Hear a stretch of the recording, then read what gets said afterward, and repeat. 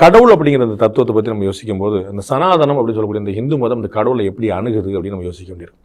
நம்ம வந்து இப்போ இஸ்லாத்தில் பார்த்தீங்கன்னா ஏக இறைவன் அப்படின்றாங்க. அது வந்து ஒரே ஒரு கடவுள் தான் அப்படின்னு சொல்லி சொல்கிறாங்க. நம்ம ஊரில் ஏகப்பட்ட இறைவன் இருக்கிறாங்க. நம்ம வந்து எல்லா பக்கமும் நம்ம வந்து நம்முடைய கிராம தேவதைகளாக இருக்கக்கூடிய சுடலை மாடலில் இருந்து நம்ம அவதாரங்கள் சொல்லக்கூடிய வரைக்கும் நம்ம இருக்காங்க. இப்படி ஒரு நிறைய கடவுள்கள் இருக்கிறது வந்து எப்படி நம்ம புரிஞ்சுக்கிறது? சனாதனம் வந்து நிறைய கடவுள் இருக்குன்னு சொல்லுதா, ஒரு கடவுள் தான் இருக்குன்னு சொல்லுதா, இது வேறு வேறு கடவுளா, இது எப்படி நம்ம சொல்கிறது?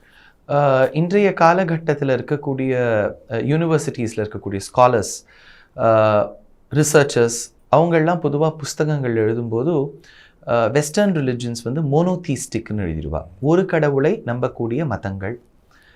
ஹிந்து தர்மத்தை பொதுவாக எழுதும்போது பாலிதீஸ்டிக், பல கடவுள்களை நம்பக்கூடிய ஒரு மதம்னு எழுதிடுவா. இதை பல ஸ்காலர்ஸ் வந்து ஆமாம் அப்படி தான் சொல்கிறா.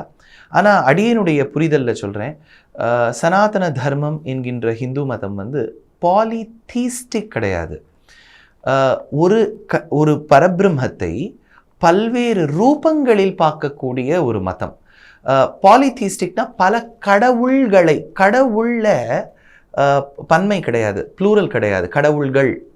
லாங்குவேஜ் மே அலவ், பட் ஆனால் சனாதன தர்மமும் ஹிந்து மதத்திலேயோ அது they don't give that allowance. ஒரு கடவுளை பல உருவங்களில் பார்க்கக்கூடிய ஒரு உன்னதமான ஒரு மதம்.